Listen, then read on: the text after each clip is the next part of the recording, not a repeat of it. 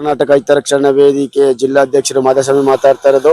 ಈ ನಗರಸಭೆ ಏನು ನಮ್ಮ ಚಂದ್ರಶೇಖರ್ ಸರ್ ಇರ್ತಕ್ಕಂಥ ಮೈಸೂರು ಜನತೆಗೆ ವಂದನೆಗಳು. ಸುವರ್ಣ ಕರ್ನಾಟಕ ಹಿತರಕ್ಷಣಾ ವೇದಿಕೆ ಜಿಲ್ಲಾಧ್ಯಕ್ಷರು ಮಾಧಸ್ವಾಮಿ ಅಂತ ಇಲ್ಲಿ ಹೈ ಟೆನ್ಷನ್ ವೈರ್ಗಳ ಏನು ಅವ್ಯವಹಾರ ನಡೀತಿದ್ದು ಅದರ ಬಗ್ಗೆ ಇಲ್ಲಿ ನಾವು ವಿಡಿಯೋ ಮಾಡಿ ಮತ್ತೆ ಸಾರ್ವಜನಿಕರಿಗೆ ಒಪ್ಪಿಸುವಂತ ಮಾರ್ಗದರ್ಶನ ತೋರುವಂತ ಕೆಲಸಗಳನ್ನ ಮಾಡ್ತಾ ಇದೀವಿ. ಯಾಕಂದ್ರೆ ಇದು ತಪ್ಪು. ಇಲ್ಲಿ ನಡೀತಕ್ಕಂಥ ಇದು ಏನು ಸರಸ್ವತಿ ಕನ್ಸ್ಟ್ರಕ್ಷನ್ ಊಟಗಳ್ಳಿ ಅಲ್ಲಿ ನಡೀತಾ ಇರ್ತಕ್ಕಂಥ ಹೈ ಟೆನ್ಷನ್ ವೈರ್ ಕೆಳಗಡೆ ಅಂಗಡಿಗೆ ಮುಂಗಟ್ಟುಗಳನ್ನ ಅವ್ರಿಗೆ ಸ್ಥಳಾಂತರ ಮಾಡಬೇಕು.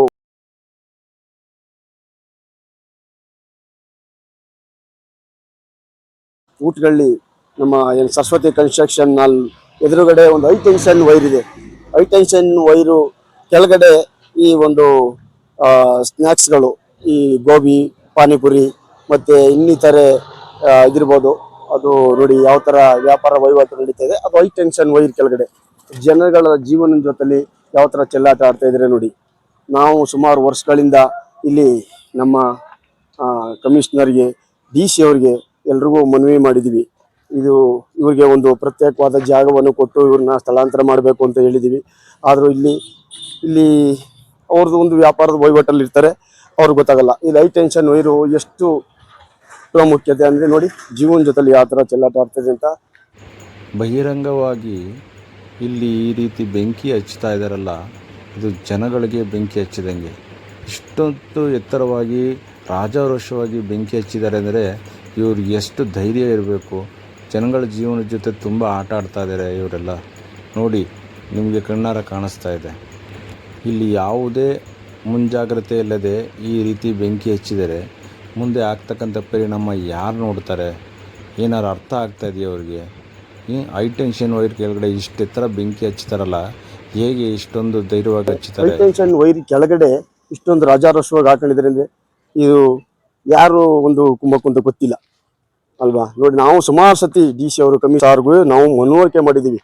ವರ್ಷಾನ್ಗಟ್ಲೆಯಿಂದ, ಒಂದು ದಿವಸ 2 ದಿವಸ ಅಲ್ಲ, ವರ್ಷಾನ್ಗಟ್ಲೆಯಿಂದ ಅವ್ರಿಗೆ ನಾವು ಹೋಯ್ತಾನೆ ಇದೀವಿ, ಹೇಳ್ತೀನಿ ಆಗಿದೆ. ಮತ್ತೆ KVB ಅವ್ರಿಗೂ ಸಹ ಮನವಿ ಮಾಡಿದ್ದೀವಿ, ಹೇಳಿದ್ದೀವಿ. ಆದ್ರೆ ಅವರು ಯಾರು ಗಮನಕ್ಕೆ ತಗೋತಾ ಇಲ್ಲ. ನಗರಸಭೆ ಕಮಿಷನರ್ ಚಂದ್ರಶೇಖರ್ ಸರ್ಗೂ ಹೇಳಿದ್ದೀವಿ, ನಾವು ಮಾಡಿದೀವಿ. ಈ ವ್ಯಾಪಾರಸ್ಥರಿಗೆ ಒಂದು ಒಳ್ಳೆ ಜಾಗ ಕೊಟ್ಟು ಅವ್ರನ್ನ ಸ್ಥಳಾಂತರ ಮಾಡಬೇಕು. ದಯಮಾಡಿ ಇಲ್ಲಿಗೆ ಬರ್ತಕ್ಕಂಥ ಸಾರ್ವಜನಿಕರು ತಿಳ್ಕೋಬೇಕು. ಇದು ಹೈ ಟೆನ್ಷನ್ ವೈರ್ ಕೆಳಗಡೆ ಈ ಥರ ನಡೀತಾ ಇದೆ. ಅದಕ್ಕೆ ಇವ್ರು ವ್ಯಾಪಾರಸ್ಥರಿಗೆ ಒಂದು ಒಳ್ಳೆ ಅವಕಾಶ ಮಾಡಿ ಒಂದು ಒಳ್ಳೆ ಪ್ರತ್ಯೇಕವಾದ ಜಾಗ ಕೊಡಿ ಅವ್ರಿಗೆ. ಅವರು ಹೋಗ್ತಾರಲ್ವಾ. ಇದು ಯಾರೇ ಬರ್ಬೋದು ಇಲ್ಲಿಗೆ, ಯಾರ ಮನೆಯವರಾದ್ರೂ ಬರ್ಬೋದು. ಸಾರ್ವಜನಿಕರು ತುಂಬಾ ತೊಂದರೆ ಆಯ್ತಿದೆ. ಇದು ಹೈ ಟೆನ್ಷನ್ ವೈರು ಎಷ್ಟು ಆಘಾತಕಾರಿ ವಿಷಯ ಅಂದ್ರೆ ನಿಮ್ಗೆ ಗೊತ್ತಿದೆ. ಕೆಲವು ಕಡೆ ನಡೆದಿದೆ ಅದ ಅಲ್ವಾ. ನಾವು ಸುಮಾರು ಸತಿ ಹೇಳ್ತಾ ಇದ್ದೀವಿ, ಹೇಳಿದ್ರು ಯಾರು ಕೇಳ್ತಾ ಇಲ್ಲ. ಎಷ್ಟು ಅಂತ ನಾವು ಮನವರಿಕೆ ಹೇಳೋದು. ಇವ್ರಿಗೆ ಆದಷ್ಟು ಬೇಗ ಬೇರೆ ಕಡೆ ಜಾಗ ಒಂದು ಕಲ್ಪಿಸ್ಕೊಡ್ಬೇಕು. ಪಾಪ ನಮ್ಮ ವ್ಯಾಪಾರಸ್ಥರಿಗೆ ಅಲ್ಲಿ ಯಾರಿಗೆಲ್ಲ ತೊಂದರೆ ಮಾಡೋ ಅವಶ್ಯಕತೆ ನಮಗಿಲ್ಲ. ನಾವು ಸಾರ್ವಜನಿಕ ಹಿತದೃಷ್ಟಿಯಿಂದ ಮಾತಾಡ್ತಾ ಇರೋದು. ದಯಮಾಡಿ ತಾವೆಲ್ಲರೂ ಇದಕ್ಕೆ ಸ್ಪಂದಿಸಬೇಕು. ಇದಕ್ಕೆ ಸಂಬಂಧಪಟ್ಟ ಚಂದ್ರಶೇಖರ್ ಸರ್ಗೆ ಎಷ್ಟು ಸತಿ ನಾವು ಮನವರಿಕೆ ಮಾಡಿದ್ವಿ, ಎಷ್ಟು ಸತಿ ಹೇಳಿದ್ವಿ ಅಂತ ಅವ್ರಿಗೆ ಗೊತ್ತು. ಎಲ್ಲ ಫುಲ್ಲು ದಾಖಲಾತಿಗಳು ನಮ್ಮ ಹತ್ರ ಇದೆ. ಇದು ಹೈ ಟೆನ್ಷನ್ ವೈರ್ ಎಷ್ಟು ಹತ್ತಿರದಲ್ಲಿದೆ ಅಂತ ನಿಮ್ಗೆ ಗೊತ್ತು. ಈ ಕೆಳಗಡೆ ಯಾವುದೇ ತರದ ವ್ಯಾಪಾರ ಆಗಲಿ, ವ್ಯಾಪಾರ ಮುಂಗಟ್ಟು ಯಾವ್ದು ನಡೀಬಾರ್ದು. ಎಷ್ಟು ಸತಿ ಹೇಳಿದ್ರು ಅವರು ಹೇಳ್ತಾ ಇಲ್ಲ. ನಮಸ್ಕಾರ ನಾಗರಿಕರೇ. ಇದು ನಿಮ್ಮ ಬಾಯಿ ರುಚಿನೇ ಇರ್ಬೋದು, ಆದರೆ ವಿಚಾರ ಇಷ್ಟೇ. ಇವ್ರು ಮಾಡ್ತಕ್ಕಂಥ ವ್ಯವಹಾರ ಹೇಗಿದೆ ಅಂದರೆ ನಿಮ್ಮ ಜೀವದ ಜೊತೆ ಚೆಲ್ಲಾಟ ಆಡ್ತಾ ಇದ್ದಾರೆ. ಈ ಒಂದು ವಿಚಾರ ಯಾಕೆ ಹೇಳ್ತಾ ಇದ್ದೀನಿ ಅಂತಂದರೆ, ತುಂಬ ಕಡೆ ಈ ಥರ ಎಲ್ಲ ಸಮಸ್ಯೆಗಳಾಗಿದೆ.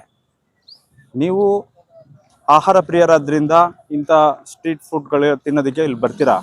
ಆದರೆ ಇಲ್ಲಿ ಏನಾಗ್ತಾ ಇದೆ ಅಂದರೆ, ಇವ್ರು ಹೆಂಗೋ ಜೀವನ ಮಾಡ್ಕೊಂಡು ಹೋಗ್ತಾ ಇದ್ರು. ಈ ನಗರಸಭೆಯವ್ರು ಏನು ಮಾಡಿದ್ರು, ಇಲ್ಲಿ ಅವರ ಒಂದು ವೈಯಕ್ತಿಕ ಹಿತದೃಷ್ಟಿಗೋಸ್ಕರ ಇಲ್ಲಿರ್ತಕ್ಕಂಥ ಸ್ಟ್ರೀಟ್ ಫುಡ್ ಅವ್ರನ್ನೆಲ್ಲ ಒಂದೆಡೆ ಸೇರಿಸಿ ಇಲ್ಲಿ ಬಾಡಿಗೆ ವಸೂಲು ಮಾಡ್ತಾ ಇದ್ದಾರೋ, ಇಲ್ಲ ಇಲ್ಲಿರ್ತಕ್ಕಂಥ ಇವ್ರ ಹತ್ರ ಏನು ವ್ಯವಹಾರ ಕಮಿಟ್ಮೆಂಟ್ ಮಾಡ್ಕೊಂಡಿದಾರೋ ಗೊತ್ತಿಲ್ಲ. ಆದರೆ ಸತ್ಯ ಏನಂದರೆ, ಇವ್ರನ್ನೆಲ್ಲ ಇಲ್ಲಿ ತಂದು ವೈರ್ ಕೆಳಗಡೆ ಹಾಕ್ಬಿಟ್ಟು ಇಲ್ಲಿ ಮಳೆ ಚಳಿ ಏನಾದ್ರು ಬಂತಂದರೆ, ಮಳೆ ಹೋಯ್ದರೆ, ಗ್ರೌಂಡ್ ಆದರೆ ಎಷ್ಟು ಸಮಸ್ಯೆ ಆಗುತ್ತೆ. ಜೊತೆಗೆ ಏನಪ್ಪ ಅಂದರೆ, ಇದ್ರದ್ದು ಮೊದಲನೇ ವಿಚಾರ ಅಂದರೆ, ಈ ಒಂದು ಲೈನ್ ಏನಿದೆ ಆ ಲೈನ್ ತುಂಬಾ ಪವರ್ಫುಲ್ ಆಗಿರ್ತದೆ. ಕರೆಂಟ್ ಪಾಸ್ ಆಗ್ತಾ ಇರುತ್ತೆ. ಇಂಥ ಕರೆಂಟ್ ಪಾಸ್ ಆಗ್ತಾ ಇರ್ತಕ್ಕಂಥ ಕೆಳಗಡೆ ಜನ ಓಡಾಡಿದ್ರೆ ತುಂಬಾ ಸಮಸ್ಯೆ ಆಗುತ್ತೆ. ಇದನ್ನ ಕರ್ನಾಟಕ ವಿದ್ಯುತ್ ಶಕ್ತಿ ಇಲಾಖೆಯವರು ಆಲ್ರೆಡಿ ಮೊದಲೇ ಹೇಳಿದ್ದಾರೆ. ಎಲ್ಲಿ ಈ ಒಂದು ಹೈ ಟೆನ್ಷನ್ ವೈರ್ ಹೋಗಿದೆ ಅಲ್ಲಿ ಯಾವುದೇ ಥರದ ಮನೆ ಮಠ ಪ್ರಾಣಿ ಪಕ್ಷಿಗಳು ಇದೆಲ್ಲ ಇರಬಾರ್ದು. ಸೊ ಯಾವ ಟೈಮಲ್ಲಿ ಏನು ಸಮಸ್ಯೆ ಆಗುತ್ತೆ ಗೊತ್ತಿರಲ್ಲ ಅಂತ ಹೇಳಿದ್ದಾರೆ. ಆದರೂ ಸಹ ಇವರು ಇದನ್ನೆಲ್ಲ ಮಾಡಿಕೊಂಡು ಈ ಥರ ಅವ್ಯವಹಾರಗಳನ್ನ ಮಾಡಿಕೊಂಡು ಆ ಭ್ರಷ್ಟಾಚಾರದ ಜೊತೆಗೆ ಈ ಒಂದು ಜನಗಳ ಜೀವನದ ಜೊತೆ ಆಟ ಆಡ್ತಾ ಇದ್ದಾರೆ. ಇದನ್ನು ಫಸ್ಟು ಎಚ್ಚೆತ್ಕೊಂಡು ಇದುವರೆಗೂ ನಾವು DC ಅವ್ರ ಹತ್ರ ಮನವಿ ಮಾಡಿದ್ದಾಯಿತು, ಪುನಃ KPTCL ಅವ್ರ ಹತ್ರನೂ ಮನವಿ ಮಾಡಿದ್ದಾಯಿತು. ಅವರೆಲ್ಲ ಹೇಳಿದ್ದಾರೆ ತೆಗೀರಿ ಅಂತ. ಇಲ್ಲಿರ್ತಕ್ಕಂಥ ನಗರಸಭೆ ಕಮಿಷನರು ಚಂದ್ರಶೇಖರ್ ಅಂತ ಅವ್ರಿಗೂ ಸಹ ಮನವರಿಕೆ ಮಾಡಿದ್ವಿ. ಮೇಲಿಂದ ಅಂದರೆ DC ಯಿಂದ ತಹಶೀಲ್ದಾರಿಂದ ಎಲ್ಲ ಕಡೆಯಿಂದನೂ ಹೇಳಿಸಿದಾಯಿತು. ಅವರು ಸಹ ಹೇಳಿದ್ದಾರೆ ಇದನ್ನು ತೆಗಿಬೇಕು ಅಂತ. ಆದರೆ ಇಲ್ಲಿರೋ ಜನಗಳು ಏನು ಮಾಡ್ಕೊಂಡಿದಾರೋ ಗೊತ್ತಿಲ್ಲ. ಇಲ್ಲಿರೋ ಅಂಗಡಿ ಇಟ್ಕೊಂಡಿರೋ ವ್ಯಾಪಾರಸ್ಥರು ಸೊ ಜನಗಳ ಜೀವನ ಜೊತೆ ಆಟ ಆಡ್ತಾ ಇದ್ದಾರೆ. ಇದು ತರವಲ್ಲ. ಇದು ಏನಾದ್ರು ಸಮಸ್ಯೆ ಆದರೆ ಇಲ್ಲಿರ್ತಕ್ಕಂಥ ಪ್ರತಿ ಒಬ್ಬ ಅಂಗಡಿಯವನು ವ್ಯಾಪಾರಸ್ಥನೂ ಇಲ್ಲಿ ಕಾರಣ ಆಗ್ತಾನೆ ಬೇರೆಯವ್ರಿಗೆ ಸಮಸ್ಯೆಗೆ. ಎಲ್ಲದಕ್ಕಿಂತ ಈ ನಗರಸಭೆಯವರೇ ಮುಖ್ಯ ಕಾರಣ ಆಗ್ತಾರೆ. ಯಾಕೆಂದರೆ ಇದಕ್ಕೆ ಅವಕಾಶ ಮಾಡಿಕೊಟ್ಟು ಕೂತ್ಕೊಂಡಿದ್ದಾರೆ. ದಯವಿಟ್ಟು ಇದನ್ನು ಫಸ್ಟು ಇಲ್ಲಿಂದ ಬೇರೆ ಒಂದು ಜಾಗ ಹುಡುಕಿ ಕೊಡಬೇಕು. ಇವ್ರಿಗೆ ಆಲ್ರೆಡಿ ಬೇರೆ ಜಾಗ ಹುಡುಕಿದ್ದಾರೆ. ಆದರೆ ಇಲ್ಲಿರೋರು ಮೊಂಡ ಧೈರ್ಯ ಮಾಡಿ ಇಲ್ಲೇ ಮಾಡಬೇಕು ಅಂತ ಒಂದು ಹಠ ಮಾಡಿಕೊಂಡು ಕೂತಿದ್ದಾರೆ. ಹಂಗಾಗಿ ದಯವಿಟ್ಟು ಮುಂದಿನ ದಿನಗಳಲ್ಲಿ ಅತಿ ಶೀಘ್ರದಲ್ಲಿ ಇವ್ರನ್ನ ಬೇರೆ ಕಡೆ ವರ್ಗಾವಣೆ ಮಾಡಬೇಕು. ಇಲ್ಲ ಅಂದರೆ ಮುಂದಿನ ಆಗ್ತಕ್ಕಂಥ ಪರಿಣಾಮಗಳಿಗೆ ಇಲ್ಲಿನ ನಗರಸಭೆಯವರೇ ಮುಖ್ಯ ಕಾರಣ ಆಗಿರ್ತಾರೆ. ಚಂದ್ರಶೇಖರ್ ಅವರು ಮತ್ತು ಹೆಲ್ತ್ ಇನ್ಸ್ಪೆಕ್ಟರ್ ಅವರು ಇತ್ಯಾದಿ ಯಾರ್ಯಾರು ಅಧಿಕಾರಿಗಳಿದ್ದಾರೆ ಇವರೇ ಕಾರಣ ಆಗ್ತಾರೆ.